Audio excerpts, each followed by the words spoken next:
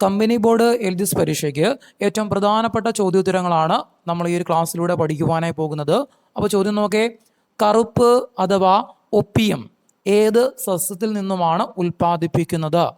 കറുപ്പ് അഥവാ ഒപ്പിയം ഏത് സസ്യത്തിൽ നിന്നുമാണ് ഉൽപ്പാദിപ്പിക്കുന്നത്? അപ്പോൾ ഏത് സസ്യത്തിൽ നിന്നായിരിക്കും? ഉത്തരം കിട്ടിയോ? ഇവിടെ ഉത്തരം കിട്ടാനായിട്ട് ഞാൻ ഒരു ക്ലൂ തരാം. അതായത് നമ്മുടെ പണ്ട് കാലത്ത് ഒരു പരസ്യത്തിൻ്റെ ചില വരികളാണ്. മഴ മഴ കുട കുട മഴ വന്നാൽ, അത് നമുക്കറിയാം ഏതാണ്? പോപ്പിക്കുട അല്ലേ? അപ്പോൾ ഏതാണ് ഇവിടെ ഉത്തരം? പോപ്പിയാണ്. ഏതാണ്? പോപ്പിയാണ്. ഓക്കെ. അപ്പോൾ കുട്ടിക്കാലത്ത് നമുക്കറിയാം പോപ്പിയും ജോൺസണും ഒക്കെ ആണല്ലേ കൂടുതലായിട്ട് അന്ന് ബ്രാൻഡായിട്ട് ഉണ്ടായിരുന്നത്. അപ്പോൾ കുട്ടിക്കാലത്ത് ആരെങ്കിലും പോപ്പിക്കുടകൾ കൂടുതലായിട്ട് ഉപയോഗിച്ചിട്ടുണ്ടെങ്കിൽ ഒന്ന് കമൻറ്റ് ചെയ്തേ കേട്ടോ. അപ്പോൾ ഉത്തരം നമുക്ക് ഒരു ചോദ്യം നമുക്ക് ഓർമ്മയിലിരിക്കുകയും ചെയ്യും, ഉത്തരം നമ്മൾ മറക്കത്തുമില്ല. അപ്പോൾ അടുത്ത ചോദ്യം,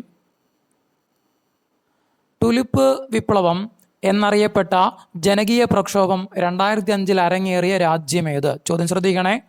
ടുലിപ്പ് വിപ്ലവം എന്നറിയപ്പെട്ട ജനകീയ പ്രക്ഷോഭം 2005 അരങ്ങേറിയ രാജ്യമേത്?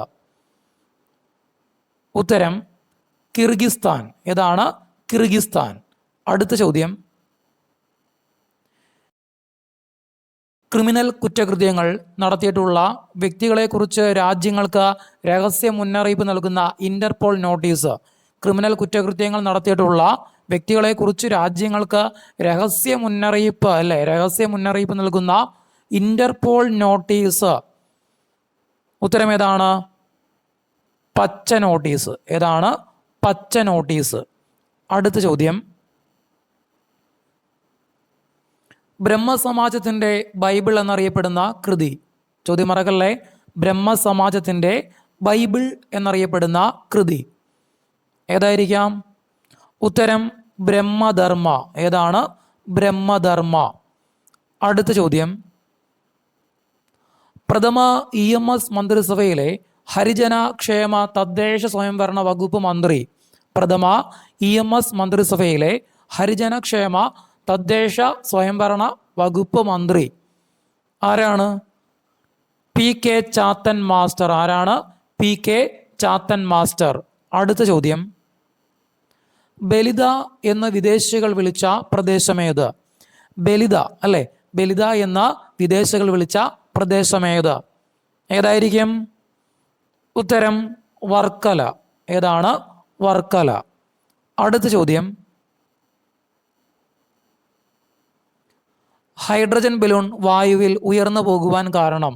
ഹൈഡ്രജൻ ബലൂൺ വായുവിൽ ഉയർന്നു പോകുവാൻ കാരണം ഏതാണ്? ഉത്തരം പ്ലവക്ഷമ ബലം. ഏതാണ്? പ്ലവക്ഷമ ബലം.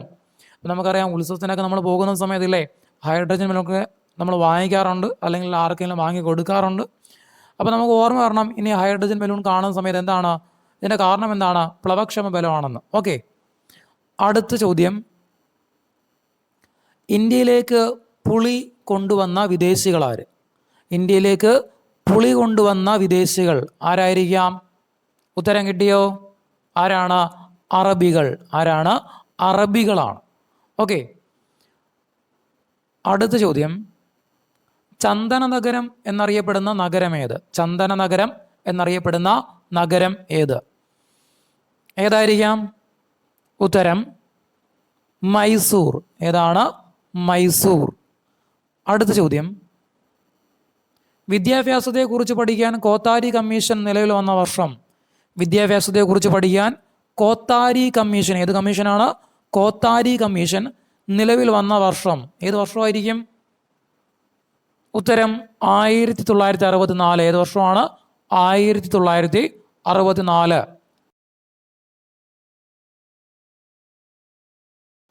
റിസർവ് വനങ്ങൾ കൂടുതലുള്ള കേരളത്തിലെ ജില്ല? റിസർവ് വനങ്ങൾ കൂടുതലുള്ള കേരളത്തിലെ ജില്ല? ഉത്തരം ഏതാണ്? പത്തനംതിട്ട. ഏതാണ്? പത്തനംതിട്ട. മറക്കല്ലും റിസർവ് വനങ്ങൾ. അടുത്ത ചോദ്യം, അമേരിക്കയിലെ അടിമത്തത്തിൽ നിന്നും മോചിതരായ കറുത്ത വർഗ്ഗക്കാർ സ്ഥാപിച്ച ആഫ്രിക്കൻ രാജ്യം? അമേരിക്കയിലെ അടിമത്തത്തിൽ നിന്നും മോചിതരായ കറുത്ത വർഗ്ഗക്കാർ സ്ഥാപിച്ച ആഫ്രിക്കൻ രാജ്യം ഏതാണ്? ഉത്തരം ലൈബീരിയ. ഉത്തരം ലൈബീരിയ. അടുത്ത ചോദ്യം, ആരാണ് മാർഗദർശിയായ ഇംഗ്ലീഷുകാരൻ എന്നറിയപ്പെടുന്നത്? ആരാണ് മാർഗദർശിയായ ഇംഗ്ലീഷുകാരൻ എന്നറിയപ്പെടുന്നത്? ഉത്തരം മാസ്റ്റർ റാൽഫ് ഫിച്ച്. ആരാണ്? മാസ്റ്റർ റാൽഫ് ഫിച്ചിനെയാണ് അങ്ങനെ അറിയപ്പെടുന്നത്, മാർഗദർശിയായ ഇംഗ്ലീഷുകാരൻ. അടുത്ത ചോദ്യം, ഉദയസൂര്യൻ്റെ നാട് എന്നറിയപ്പെടുന്ന രാജ്യം. ഉദയസൂര്യൻ്റെ നാട് എന്നറിയപ്പെടുന്ന രാജ്യം. ഉത്തരം കിട്ടിയോ? ഏതാണ്? ജപ്പാൻ. ഏതാണ്? ജപ്പാൻ. ചോദ്യം മറക്കല്ലം. ഉദയസൂര്യൻ്റെ നാട് ഏതാണ്? ജപ്പാൻ. അടുത്ത ചോദ്യം, രാജ്യത്തെ മുഴുവൻ പൗരന്മാർക്കും തിരിച്ചറിയൽ നമ്പർ നൽകുന്ന പദ്ധതിക്ക് ആധാർ അല്ലേ തുടക്കം കുറിച്ച സ്ഥലം. രാജ്യത്തെ മുഴുവൻ പൗരന്മാർക്കും തിരിച്ചറിയൽ നമ്പർ നൽകുന്ന പദ്ധതിക്ക് ആധാർ അല്ലേ തുടക്കം കുറിച്ച സ്ഥലം ഏതാണ്? ഉത്തരം തെബിലി ഗ്രാമം. ഏതാണ്? തെബിലി ഗ്രാമം. അടുത്ത ചോദ്യം, കാറ്റിൻ്റെ കൊട്ടാരം എന്നറിയപ്പെടുന്ന ഹവാമഹൽ സ്ഥിതി ചെയ്യുന്ന നഗരം. ചോദ്യം ശ്രദ്ധിക്കണേ. എങ്ങനെയാണ്? കാറ്റിൻ്റെ കൊട്ടാരം എന്നറിയപ്പെടുന്ന ഹവാമഹൽ സ്ഥിതി ചെയ്യുന്ന നഗരം. ഉത്തരം ജയ്പൂർ. ഉത്തരം ജയ്പൂർ. അപ്പോൾ പോയ ക്ലാസ്സുകളിലെ പോലെ തന്നെ എന്ത് ചെയ്യുക, നിങ്ങൾക്ക് കിട്ടുന്ന മാർക്കുകൾ നിങ്ങൾ എന്ത് ചെയ്യുക, കമൻ്റായിട്ട് രേഖപ്പെടുത്തുക. അടുത്ത ചോദ്യം, ഇന്ത്യയുടെ കൽക്കരി നഗരം എന്നറിയപ്പെടുന്നത്. ഇന്ത്യയുടെ കൽക്കരി നഗരം എന്നറിയപ്പെടുന്നത്. ഉത്തരം കിട്ടിയോ? ഏതാണ്? ധൻബാദ്. ഏതാണ്? ധൻബാദ്. മറക്കല്ലും. ഇന്ത്യയുടെ കൽക്കരി നഗരം ഏതാണ്? ധൻബാദ്. അടുത്ത ചോദ്യം, ഭൂമധ്യരേഖ കടന്നു പോകുന്ന ഏഷ്യയിലെ ഏക രാജ്യം. ഭൂമധ്യരേഖ കടന്നു പോകുന്ന ഏഷ്യയിലെ ഏക രാജ്യം. ഓപ്ഷൻ നോക്കേ. ഇതിലേതാണ് ഉത്തരം? ഇന്തോനേഷ്യ. ഏതാണ്? ഇന്തോനേഷ്യ. അടുത്ത ചോദ്യം,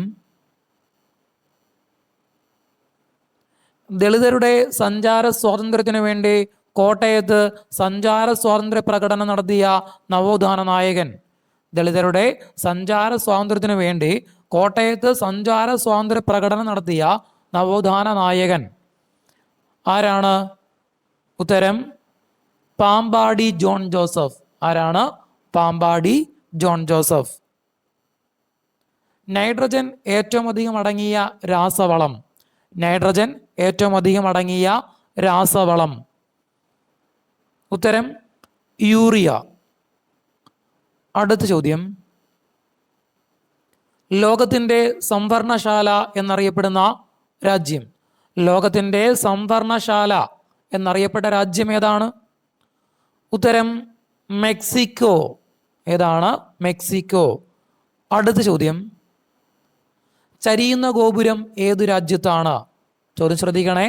ചരിയുന്ന ഗോപുരം ഏത് രാജ്യത്താണ്? ഉത്തരം ഇറ്റലി. ഉത്തരം ഏതാണ്? ഇറ്റലി. അടുത്ത ചോദ്യം, വൈഫൈ കണക്ഷൻ വഴി രാജ്യമാകമാനം സൗജന്യ ഇൻ്റർനെറ്റ് സംവിധാനം ഏർപ്പെടുത്തിയ ആദ്യ രാജ്യം ഏത്?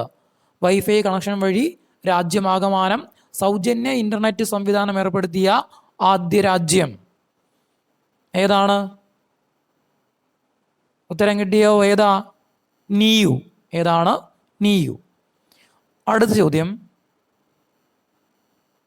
ലോകത്തെ ഏറ്റവും പഴക്കമുള്ള ദേശീയ ഗാനമായ കിമി ഗായോ ഏത് രാജ്യത്തിൻ്റെതാണ്? ലോകത്തെ ഏറ്റവും പഴക്കമുള്ള ദേശീയ ഗാനമായ ഏതാണ്? കിമി ഗായോ ഏത് രാജ്യത്തിൻ്റെതാണ്? ഏത് രാജ്യത്തിൻ്റെ ആയിരിക്കും? ഉത്തരം കിട്ടിയോ? ഏതാണ്?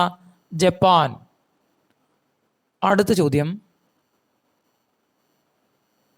ഇന്ത്യയിലെ പോർച്ചുഗീസ് ആസ്ഥാനം കൊച്ചിയിൽ നിന്നും ഗോവയിലേക്ക് മാറ്റിയതാര്?